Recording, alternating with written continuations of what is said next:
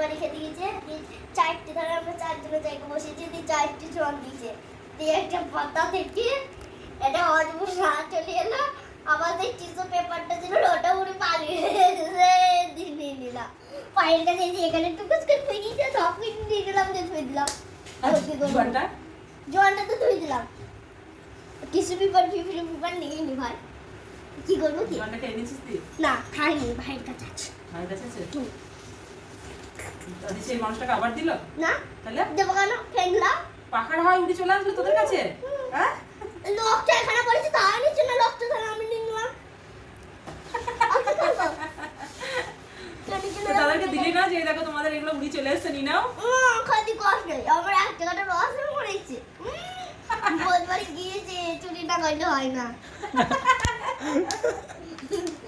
চুরি করতে হয় তো বলবারে গেলে না, কে মাছ মাছ চুরি করে নিয়ে পালিয়ে আসতে হয়।